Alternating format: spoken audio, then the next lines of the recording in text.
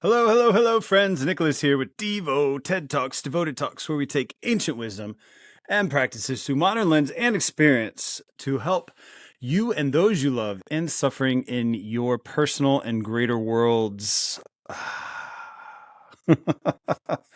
Oh man, so I was on a roll, so I am doing this final one. I am still on the lunar eclipse day, and man, I feel so much better this evening than I did. But I did just record another podcast episode, and I had just uh, gotten done teaching the class, and yeah, I sat down with the client today. Shout out to my client, you know who you are. And we were talking about things, and there's just these frameworks that we get so attached to. And I've told you guys before, in Ayurveda, the root of all disease is attachment, right? Attachments to things creates beliefs. Beliefs create thoughts and feelings, and those thoughts and feelings become our experiences.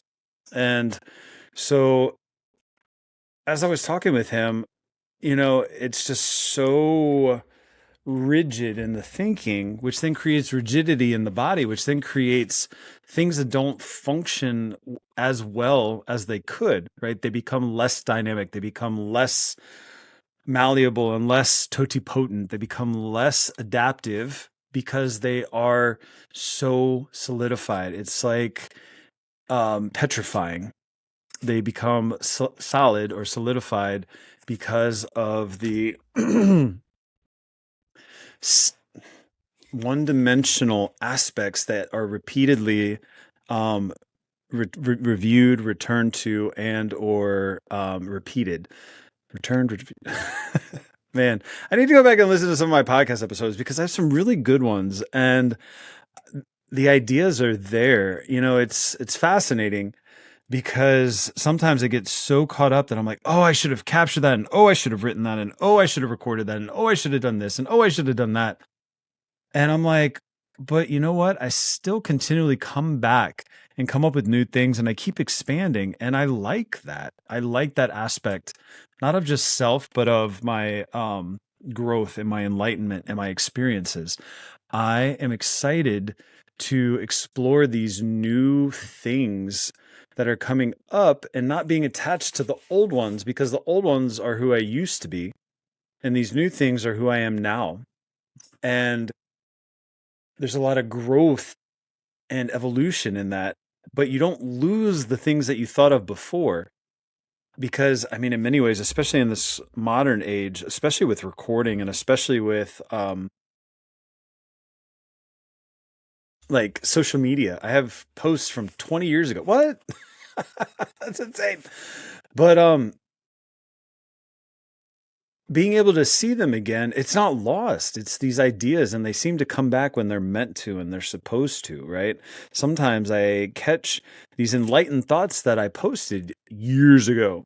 And apparently I knew it then, but was I posting it for me in the future or other people or both? Right? We get so stuck on these ways of understanding things that we put a chokehold on things so that they can't breathe and they can't become anything else. They are reduced to one dimension or less. And so today, talking about yoga and Ayurveda, we're trying to reinvigorate the mind, body, and spirit with prana, with that life force, with that stuff that animates. And our spirit is something distinct within this system, but it is not outside of the greater system, right? We are consciousness. We are mind, body, and spirit. And then at the center of us is consciousness. And that consciousness is a piece of something greater in and of itself. And we're not one thing or the other. We are all the things and none of the things all at the same time. Because we are a piece of the greater evolution of consciousness to understand itself. And in our understanding of ourselves, our unique expression of consciousness, we are aiding in the greater understanding of consciousness of itself. Now, that might be a little bit too heady, but yoga is about us getting rid of all of the detritus and the crud and the weight and the sticky and the things that hold us down, the rigidity of the manifest world, so that we can live into these other aspects of self more fully. And different dimensions allow for different ways of that being. And it would behoove us to meditate and to do yoga and to get to know ourselves and ourselves. And in knowing ourselves, we get to understand this dimension of experience more fully so that we can operate more fully within it. Now, I got a little lost in the sauce there for a second, but I think you guys understand what I'm saying. It is a beautiful thing to be here in this body, to be here doing the things, to slowly get it to know ourselves and to shed the rigidity like the snake sheds skin as it grows, like the insects and the arthropods shed their exoskeletons as they outgrow them or they have become more than what they once were. If they stayed within the rigid confines of what they once were, the thing that protected them, the exoskeleton, they would die. They wouldn't function properly. And that's what happens to us. We get stuck in these hard casings, these exoskeletons that we've created as projections of who we are without allowing for the dynamo or the dynamics of what we truly are. And part of the reason we can't understand that is because we aren't actually understanding the dimension from which we are in. We are in a creative dimension. We are in a dimension of duality. We are in a dimension of a trinity in unity, right? A triumvirate of existence to which you are at the center, to which consciousness is at the center, right?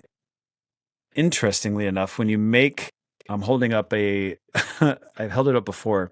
It's the triangle that has spirit at top, mind and body on the left and right, respectively. And it's connected spirit and mind by yoga, mind and body by Ayurveda, and spirit and body by Tantra.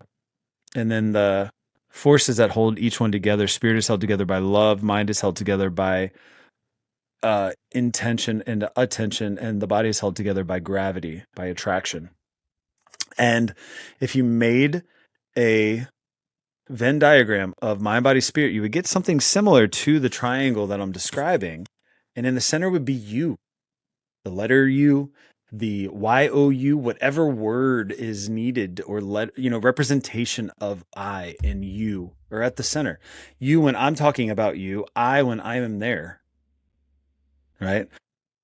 The great I am is at the center of the Venn diagram of mind, body, and spirit. And that happens in dimensions and levels, much like atoms build into molecules and compounds and organs and systems and yada, yada, yada.